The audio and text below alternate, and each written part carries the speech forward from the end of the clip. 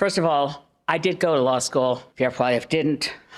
People think there are too many lawyers in politics. Not enough lawyers in politics.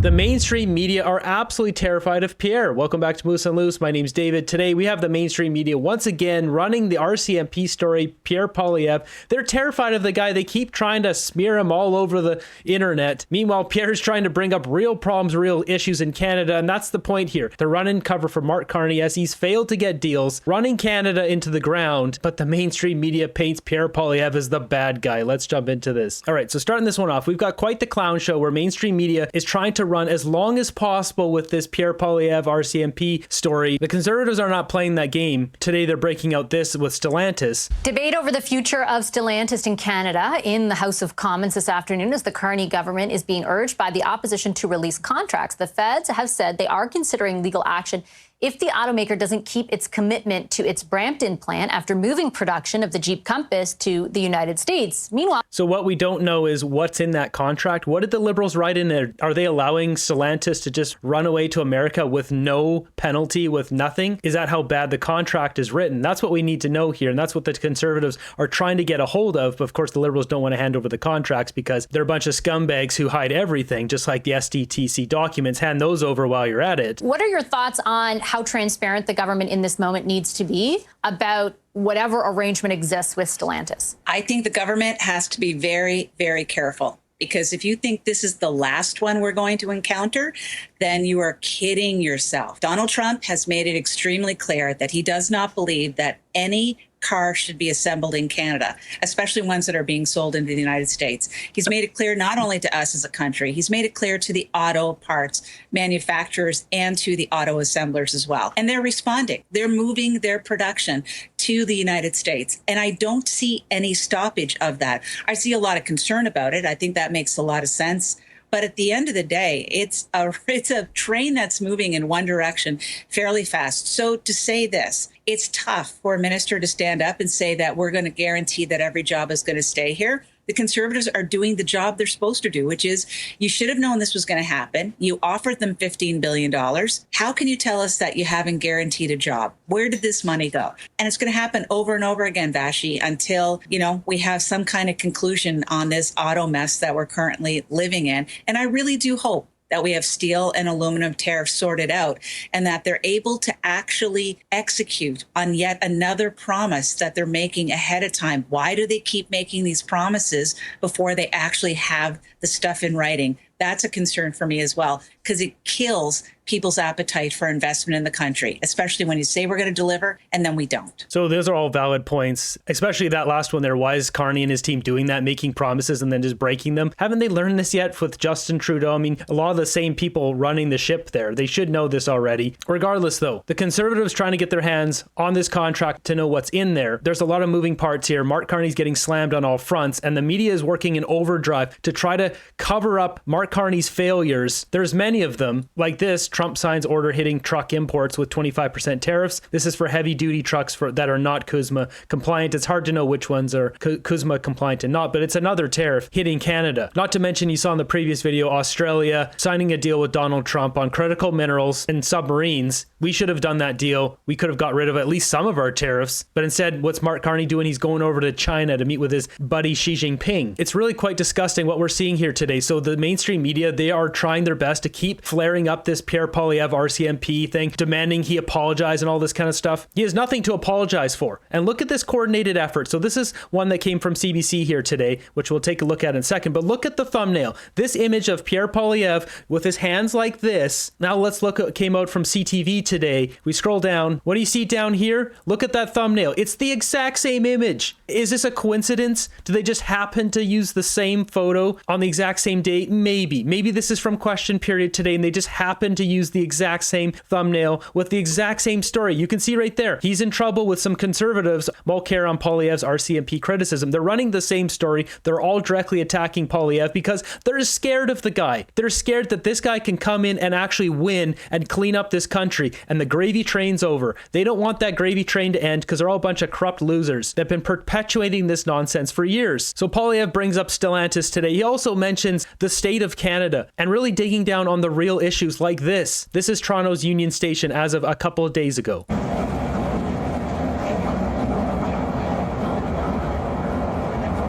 This is what Canada has become under the Liberals. This didn't exist back then. You'd have a couple places in Canada, you'd see a couple of people laying out. You didn't have tents everywhere. You didn't have entire houses and people's luggage and stuff everywhere. You literally see this everywhere. Every single small town, every major city, people living in tents, sleeping in cars. So jumping over to the House of Commons, Pierre Poilievre starts off in French and brings up the state of Canada, also talking about Stellantis. And what does Stephen McKinnon have to say? More RCMP. They're trying their best to hide Mark Carney's failures. A lot of opportunity to talk about the taxes, the imaginary taxes that the leader of the opposition comes up with. But last week, the leader of the opposition put into question the independence of our judiciary, of the independence of our prosecutors, of the police. In fact, the very police that put their lives on the line to protect him, Mr. Speaker.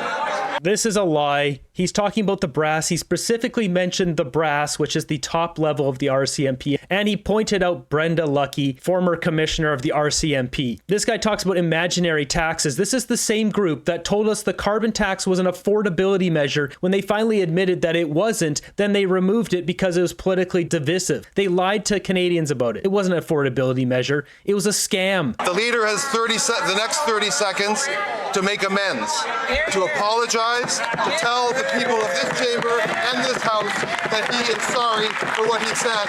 We don't do that in Canada, Mr. Speaker. Oh, that's right. They don't do that in Canada. Just ripping off taxpayers, sending money abroad, pushing Canadians into the MAID program, and making life so unaffordable that single mothers have to forego eating so their children can eat. That's what they do in Canada. Liberals are trying to distract from their inflation and rising cost of living by talking about their corruption. This will be the 10th Liberal budget. Already, they've doubled the debt, food bank lineups, and housing costs. Every dollar the government spends comes directly out of the pockets of Canadians who can no longer afford to eat, heat, and house themselves. Their fridges are empty, Mr. Speaker. Will they learn these costly lessons? Will they cap their inflationary deficits and get rid of their insane taxes on groceries? Mr. Speaker, the leader of the opposition is inventing scenarios. Oh, here he goes, saying the same crap in French now. Tragically, 3,000 auto workers in Brampton learned that the Prime Minister had sold them out and failed them in negotiations with the United States of America. To make matters worse, this Liberal government and this Liberal finance minister forked over $15 billion tax dollars to the company that is moving their jobs south. So surely the government would have negotiated a jobs guarantee for every single Canadian Stellantis employee. Will they release that guarantee and the entire contract so Canadians know where their dollars went? Mr. Speaker, of course, what Stellantis announced for the Brampton plant last week was completely unacceptable. And Stellantis has made solemn commitments to this government and to their workers, and they need to honor their commitments, and that's why we will hold them to account. While my colleagues are just right now talking, we already know that in committee we said that we would agree to the production of documents. Thank you. What Stellantis did was completely unacceptable, and they're not going to do anything about it. They don't care. Surely Stellantis would not be announcing that it is moving a 3,000 worker plant to the United States of America if this government had negotiated job guarantees in that contract, $15 billion. To put this into perspective, $15 billion is $1,000 for every single family in Canada that was supposed to create jobs. So simple yes or no question. Is there an ironclad guarantee of every single worker's job here in Canada in exchange for that $15 billion handout? Speaker, let me be extremely clear. We will fight for these jobs because Canadian auto workers are the best auto workers in the world. So what she's doing here is she's trying to cover up this massive failure. It's a tactic where you raise your voice, you start speaking quickly, and it seems very authoritative, passionate, and confident, but it doesn't matter. The grift is up. There's nothing in there. There's no guarantee. This is not an ironclad contract. Release the contract. Just another failure of the Liberals. An hour ago, I met here in Ottawa with the head of Canadian Stellantis, with the head of Unifor, and also with the Minister of Economic Development of Ontario. We're one strong team, Canada, and we will make sure that these jobs stay in Brampton. We are not a strong team, Canada. Let's get real. David Eby's blocking pipelines in British Columbia. Doug Ford doesn't want the EV tariffs removed. He's essentially jousting with Scott Moe over canola tariffs. It doesn't matter who she's meeting with. They don't get results. It reflects the fact that just a few short years ago, both of the federal government under then Prime Minister Justin Trudeau and Premier Ford's government in Ontario decided to go all in on, as a response in part to the IRA, the Inflation Reduction Act in the States, on EVs and EV parts, and put up a bunch of, taxpayer money to essentially try and lure these companies to Canada. And I remember at the time we were told, it's inevitable. We got to do this or else we're out of the game. This is the future. Now, lo and behold. Yeah, and billions of dollars later, it's all failed. Everything has been flipped on its head all these number of months and in some cases years later. And we have an exodus of the industry, as Lisa said, the beginning of what is surely to be, I think, an exodus of more of these companies out of Canada. What does that require of our political leaders who made those decisions in the first place? So it's not just an exodus. A bunch of them have gone bankrupt, as we see in the Liberal net zero timeline of shame, which I do need to go through and update this, by the way. Pause production, EV plant scrapped, bankrupt, on hold for 2 years, canceled the Dodge Charger, Northvolt bankrupt, ID7 electric sedan canceled. This whole push for EVs has been an absolute disaster. And they knew this. They didn't even put the infrastructure in place. It was a grift from day one. To be fair to Mr. Poilievre, he was consistent. He didn't like this when it was going out the door. And it's a source. One of the reasons that Doug Ford doesn't like Pierre Poilievre and that the federal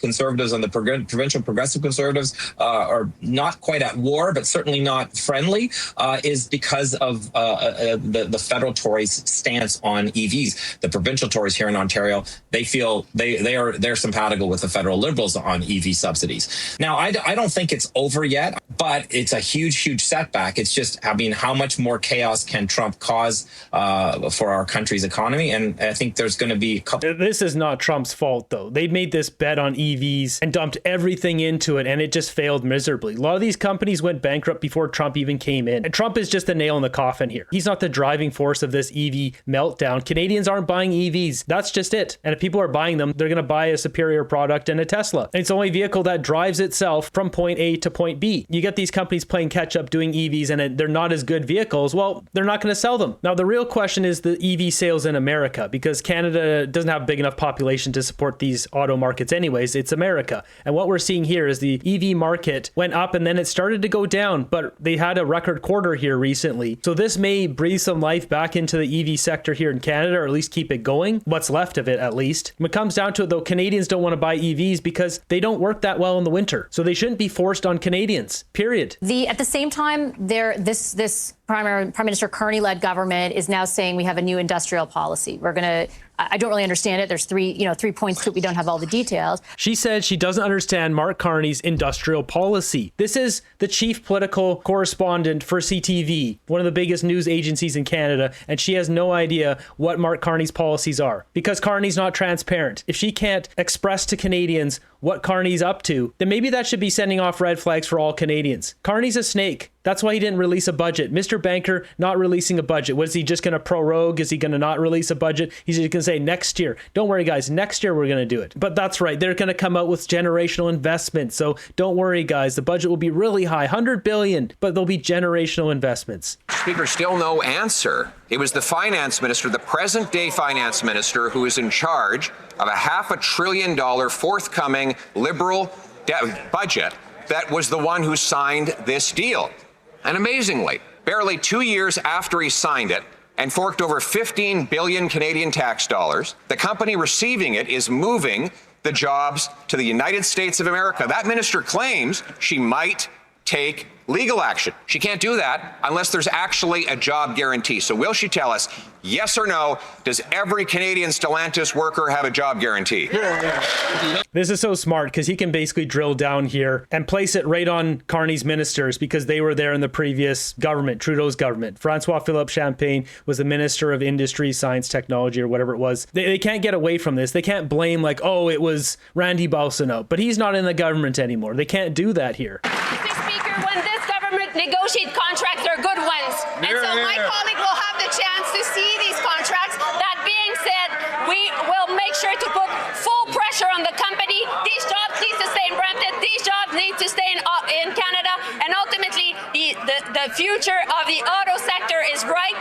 continue to fight for it. Bravo. So a lot of passion, a lot of volume, a lot of pointing, not a lot of results. It's a nice tactic to hide your grift. It's not working. So while all this is going on today, and I showed you these thumbnails earlier of CTV and CBC doing essentially the same hit piece on Pierre Poilievre on the same day once again, we're not going to play both of them in their entirety here because it's getting ridiculous, but just a couple of snippets here. Listen to this nonsense. And standing by his comments, I'm not sure that he escapes the knock that people within his own party and those opposition leaders you just heard from are putting against him, which is to say the mimicry of Trump's language is hurting the party, and it hurts the greater cause of faith in public institutions, faith in the mimicry of Trump's language. Come on. How about Mark Carney saying build baby build, just like Donald Trump says drill baby drill? Give me a break. If you look at the two guys side by side, Donald Trump is an elitist, Mark Carney is an elitist. They're both very wealthy men. They're both well connected with high power individuals. They're much closer to each other than Pierre Poilievre and Donald Trump. It's not even close. And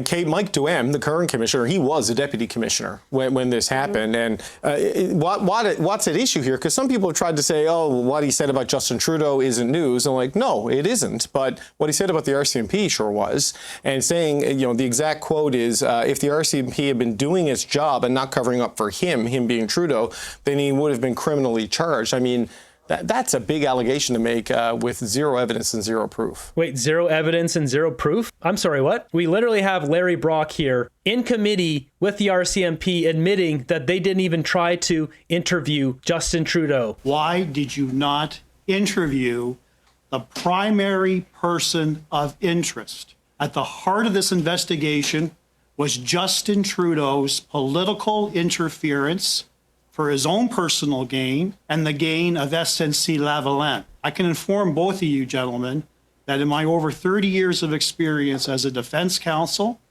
and as a Crown attorney, I have never heard of any investigation where there wasn't any attempt, whether they agreed to interview or not, any attempt to interview the person of interest. Was there at least an attempt to interview Justin Trudeau, yes or no?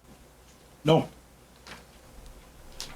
No, they did not interview the main person of interest, Justin Trudeau. And Pierre Poilievre says that the RCMP are covering up. What do you call this? They're not even going to look into it. Of course they're covering this up. Did the RCMP obtain all relevant documents to further the investigation, including access to cabinet confidential information, simply seeking a yes or no response? We were limited with the information that we had access to. Was that a yes or a no, sir? I don't know. We didn't know. We don't know. We still don't know this day all the information that's out there because some was protected. We're really, we don't know. We don't know. My speech rate went up really quick, and it's because I'm very nervous and I don't know what to say. Give me a break. Jumping back to CTV, they pulled Tom Mulcair out of the loony bin for this take. I have to remind folks that Mr. Poilievre was just a backbencher when most of the things that he's talked about happens. I was the leader of the opposition. And can I share with the people listening tonight, I was a bit frustrated. I thought the Aga Khan Island thing was more than just a scandal that merited a rap on the wrists from the ethics commissioner. I'm also a lawyer, and I have a son who's been a police officer for 25 years, and Oh, is that right? So Pierre Poilievre was a backbencher, and you were leader of the opposition. You were so great. Listen to this guy pumping his own tires here. And his son's been a police officer for 25 years, so he knows a thing or two about corruption. Because his son is a police officer, that means that the brass at the RCMP can do no wrong. But what kind of take is this? This just sounds like him bragging. He's a lawyer. He was the leader of the opposition. He is so good. It sounds like Tom Mulcair's butthurt that Pierre Poilievre has been able to inspire millions of people to join the Conservatives and join this movement to save Canada. And he failed. He failed after Jack Layton was able to do that. And when Jack Layton tragically perished from cancer, the party tanked. It tanked under his watch. really take offense at hearing one of the most senior politicians in our country attacking an institution, attacking its entire leadership, because that's what he did. He did not single out an individual in a single case. He singled out the leader. He talked about the leadership. I find it offensive. And I find it dangerous for our democracy, because in a free and democratic society, politicians don't get to wake up in the morning and say, I want this one prosecuted, and if you don't do it, it's because you're covering things up and you're not doing your job. And even 9 years later, I'll attack you personally. It's bonkers. A free and democratic society where Justin Trudeau breaks ethics laws more than any other prime minister in history, and Poilievre's the bad guy? What kind of take is this? Do we need to bring up every single Justin Trudeau scandal again? The guy's a dirtbag. He joined politics with a couple $1 million to his name, then he left with what Forbes and all these other websites are predicting at least $75 to $110 million.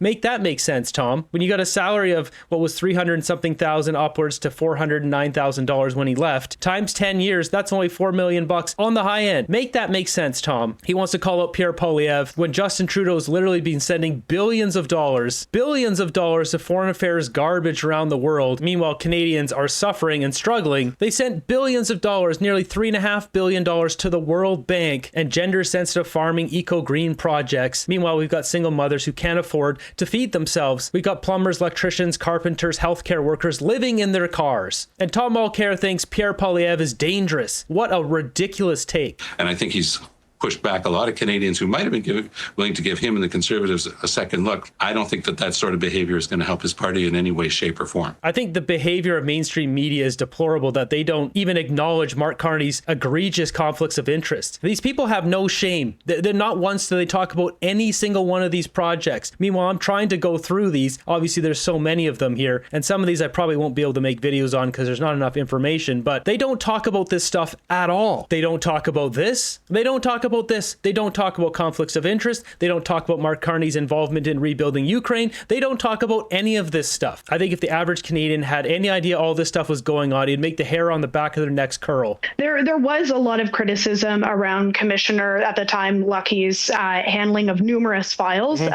whether or not they had enough information to actually make an assessment they were comfortable with on the SNC-Lavalin affair. Obviously, the government tried very hard to redact documents and block testimony at committee that would have perhaps unearthed some information that could have led the RCMP to make a more, at least a more informed decision as far as that proceeded. And there were a number of other scandals, of course, around the handling of the mass shooting in Nova Scotia and others that more than Conservatives brought attention to. It's in the pages of national media. All that being said, I do think that the Conservatives need to stay focused. Where they do well is in the message discipline on affordability and crime and immigration.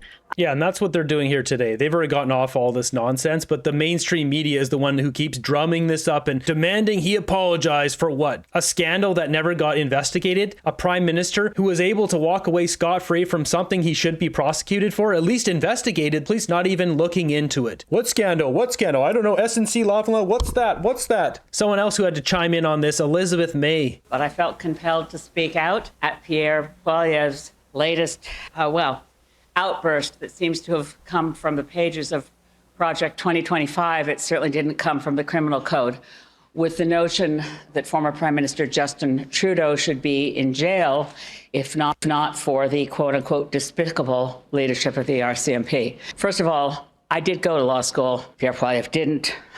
People think there are too many lawyers in politics. This episode makes it really clear, as far as I'm concerned, not enough lawyers in politics. No, there's too many spineless losers in politics. That's the problem here, May. To know something about the law before you spout off that a former prime minister should be in jail. Why? Was there a criminal code offense that the RCMP covered up? No.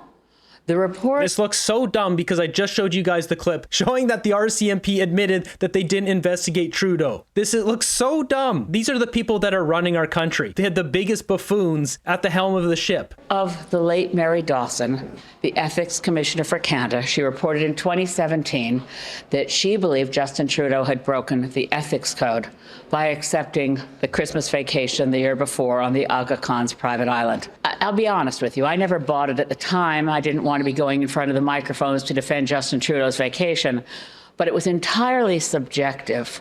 And I wondered how it was that the ethics commissioner decided that the Aga Khan was not a family friend. Now, the details are clear. Pierre Trudeau and the Aga Khan were friends. Justin Trudeau knew the Aga Khan since his earliest childhood. So wait, let me get this straight. She's even admitting that Pierre Trudeau and the Aga Khan are friends. Justin Trudeau knew the Aga Khan since his earliest childhood. He accepts a vacation. There's no corruption there, not at all. Meanwhile, the government's giving tens of millions of dollars to Aga Khan Foundation. If not for Mary Dawson's subjective finding that the Aga Khan did not meet the definition of family friend, there was no offense here. Oh, please. Thank goodness Elizabeth May isn't at the helm of the ship. At this point, she's basically holding onto the anchor, dragging through the ocean. When will we be done with the Green Party? She's literally what's left of the Green Party. That party's nearly dead. Despite collecting reams of evidence, including evidence from the Ethics Commissioner and testimony from Jody Wilson-Raybould at committee, why didn't the RCMP exercise its absolute statutory right under the Criminal Code of Canada to obtain a production order and/or search warrant from a justice to obtain those cabinet documents? We weren't able to acquire or obtain enough information or evidence that would warrant us to attain a production order. I'm nervous because am I covering something up for Trudeau? Come on. This guy's practically turning blue. He's so nervous. And look at his hands. To attain a production order. Got a lot of fidgety energy there. Nervous there, Mike? RCMP spokesperson Christy Veenstra is on record stating that to obtain a search warrant or production order, there must be reasonable grounds to believe that a criminal offense has been committed. The evidence at hand is sufficient to convince a trier of fact. The evidence at hand is insufficient to convince a trier of fact of the alleged offense. Clearly, she is conflating the legal threshold of policing with the Crown Prosecution Service. Both of you, sirs, will agree that your sole responsibility is to determine whether there are reasonable and probable grounds to lay a charge. It is not your mandate to prove the charge beyond a reasonable doubt, which is the independent prosecution service. Would you agree with that? I agree, Chair. Thank you. Was obstruction of justice involving Justin Trudeau the only offense you were contemplating in this regard? No, there's also intimidation of a justice participant. Thank you. Not only obstruction of justice, but intimidation of a justice participant. Not one, but two, and still didn't interview Justin Trudeau. Would agree that the charge of obstruction is a straight indictable offense, meaning there is no limitation period, punishable by 10 years in prison, a very serious offense. You'd agree, sirs, that there is nothing precluding your service from reopening the investigation against Justin Trudeau should new evidence become available, including a release of cabinet confidential information. I would say, Mr. Chair, with any investigation, when there's new information that arises, yes, we have a look at the investigation itself. To quell public concern, Justin Trudeau, despite his office, is subject to the full impact and consequences of the Criminal Code of Canada. He is not above the law, correct? I do believe I said that last time I was in front of the committee. No one's above the law. In my experience, sirs, homicides have been investigated and prosecuted in lesser time than your service has invested in investigating Justin Trudeau. Is there an overall general reluctance in charging a sitting prime minister, yes or no? I would say to that, Mr. Chair, is that we follow the evidence, and if the evidence warrants charges, we charge. But they don't want to look for any evidence, so they're not going to interview Justin Trudeau. They're not even going to look into it. This is so pathetic. Here we've got former advisor to Justin Trudeau. What does she have to say? And I think the other thing is, to Kate's point, is this where Canadians are thinking about right now? When I was in opposition, everything I did with my leader was to make sure we try to gain more support of the Canadian electorate. And I don't think this does it. I don't think Canadians are thinking about something that happened a long time ago. I don't think they want a leader that advocates for them on those kitchen table items, on affordability, on the things that matter to them every day. And I don't think this is what hits the mark, but it makes him look more like, you're not ready to be the prime minister, you're going to stay in opposition. Oh, really? So Pierre's not ready to be prime minister, but Moneybags Mark Carney, who's ripping us off as the guy for the job? These people will say and do anything for money. What happened to honor and integrity in our country?